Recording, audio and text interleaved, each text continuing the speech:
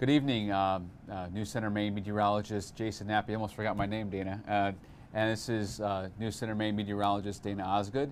We're doing a little chat about the weather situation that's been happening really this weekend.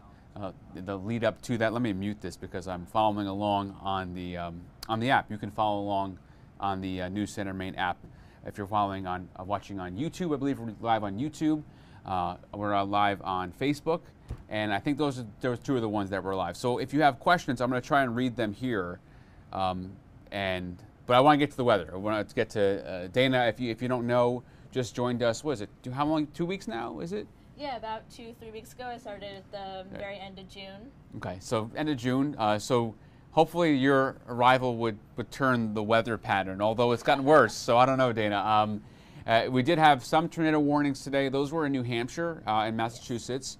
Not in our viewing area, so there weren't any cut-ins. We had News Center Maine meteorologist Aaron Myler here this morning, so full team coverage there, and he was standing by, ready to go on the air, but didn't have that. What we've had, and we'll get to in the show here, is flash flooding, which has happened. Now, not as considerable in Maine, but it has happened. So the tags on the warnings have been for considerable flash flood warnings. I haven't seen a lot of damage in Maine just yet. Most of it's been in New Hampshire. So we're looking at for tonight is 2 to 3 inches for the rainfall rates. And so you want to avoid the washed out roads tonight as we dry out tomorrow. Another cold front comes in on Tuesday, though. And once again, thank you everyone for saying hi. We'll try and get to some questions. If you can save your questions for us until after we go through the graphics, we could probably answer them better. So Dan, if you want to advance the next one there, thank you. So here's this is a live look at the flash flood warnings. And these are away from the coast. So that's where the highest rainfall rates have been observed, and the amounts, we'll get to that in a second, and we'll advance now into the live radars. This is what's happening as of 7:04 this evening. There's a batch of green blob, now is orange and red. That's pointing into down east. So Washington and Knox, and we'll zoom in. Thank you, Dana. And that's where the rainfall rates there are around 2 or 3 inches an hour. And that can cause some urban flooding, obviously. And heading down south of that, here's the next batch that's filling in for the southern coast. Right off the coast there of Kittery, Portsmouth Seacoast, and the North Shore. They're getting it right now.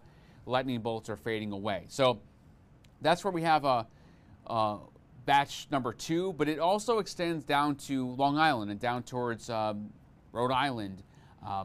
And that's where the heaviest rain is going to stream up, and it's going to clip our southern coast and mid-coast and down east. So we'll head now and look at the accumulation. This is a look at the Doppler radar estimation of the radar, what's come down in the last 24 hours. And really, this has come down recently. So as Dana zooms in here, you can see where the numbers are 4 to 5 inches. That's stripe into the Oxford Hills, and also had northwest corner of York County, Carroll County, east of Laconia, where I did see there was a report of a sinkhole in east of Laconia. So there have been a lot of reports there. Worst of it's been mostly, and you see where it is, 4 to 5 inches plus. But we also had Jack Mulmud of News Center Maine out around, I believe it was, where was he? Norway. Norway, correct, Norway in Maine. So we'll advance now the graphics and show you that the storm reports have been mostly in the places, obviously, where the rain has come down heavily.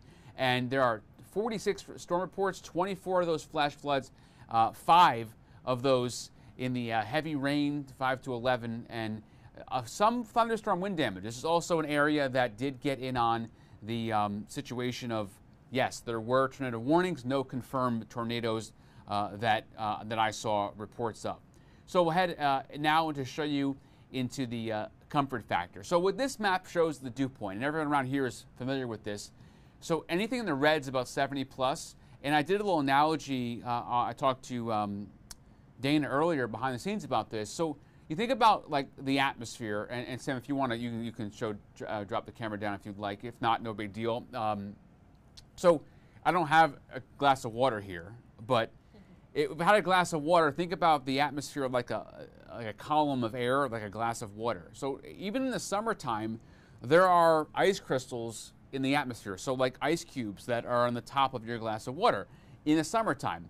But this summer and today, there's not as much ice there.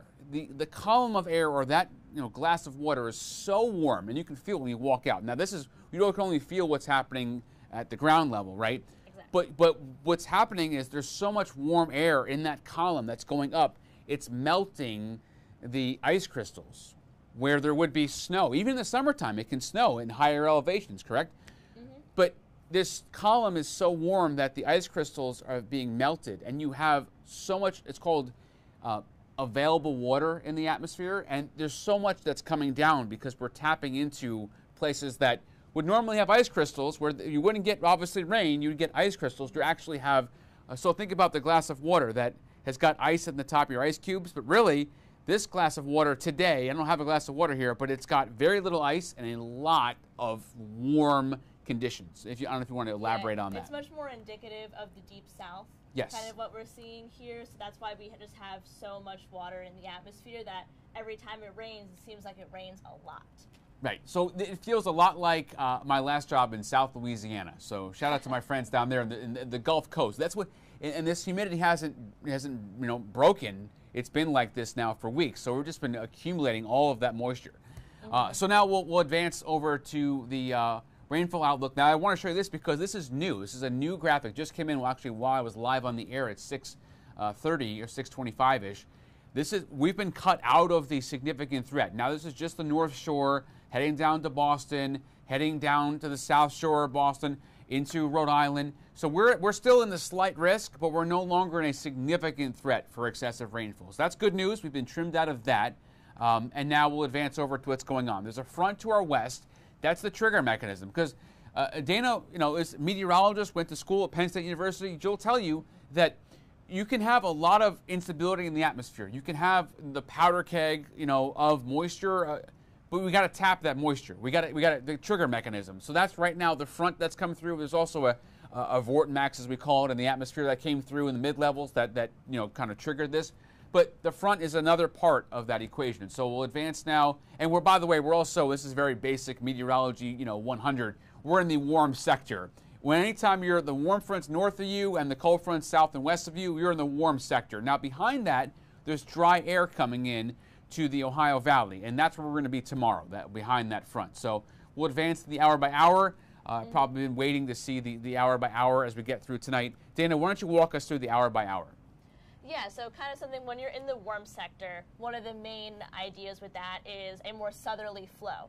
So that brings a lot of moisture in off the coast, kind of pulling that moisture into the atmosphere. So as we go in the overnight hours, we start to get that other batch of rain that's currently going through the Massachusetts area. It really comes into the mid-coast and down east. It's going to be kind of south of the Portland metro, but there is still a chance of some showers there. So that's where we have the rain coming over the next few hours. And then as we get into Monday morning, that's when that dry air really comes in. So the rain threat, once we get into Monday morning, we're not going to have any moisture coming in.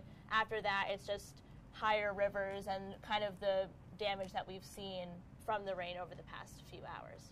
Right. So one thing with this is the atmosphere is going to dry out, but we're not going to dry out at the surface, at the ground. So the dew point's not going to come down tomorrow. It's still going to be incredibly humid.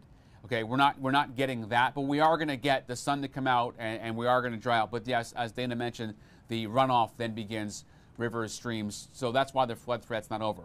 How much more rain is coming? Here it is. So it's mostly a mid-coast to down east situation where even more than an inch up in Calais, Eastport areas tonight. That's an overnight thing. That's not going to cause major flash flooding, but it certainly is going to cause some issues. So be aware of that.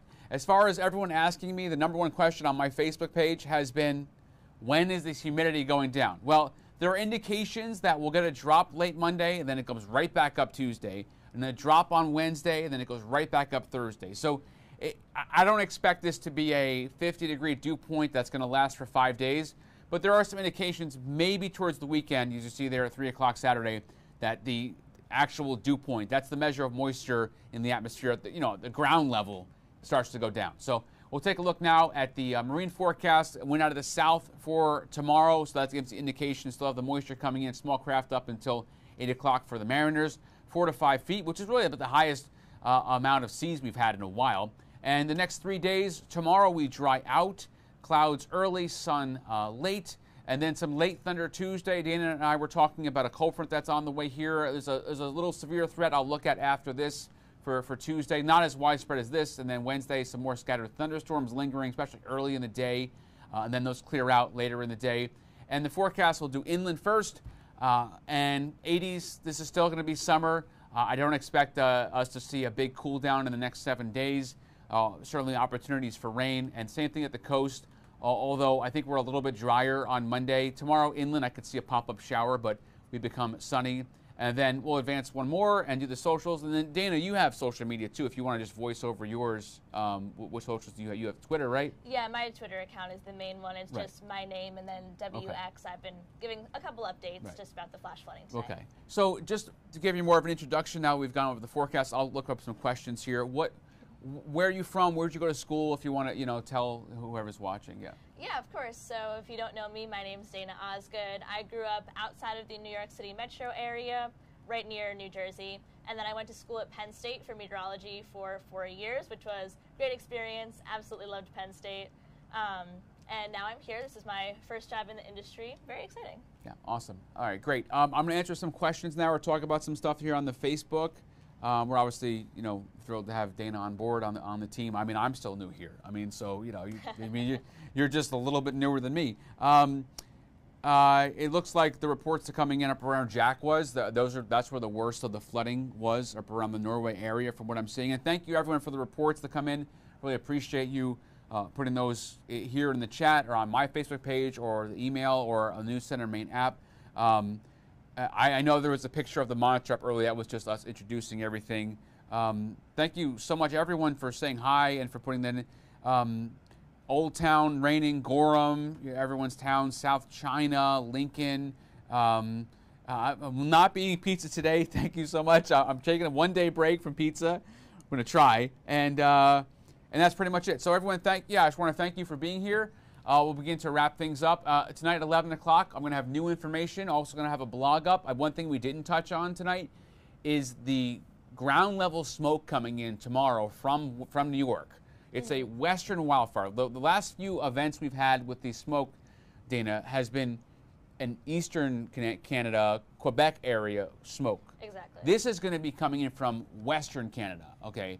So tomorrow that comes in around through the jet stream, and I'll have a blog up, in the next hour or two on that. And we might have an air quality warning tomorrow, or definitely probably by Tuesday. So update on that coming up. Thank you everyone for being here and for watching and for following along. Drop a like or a follow if you'd like. You don't have to. We're happy to help and serve you. Have a great rest of your day.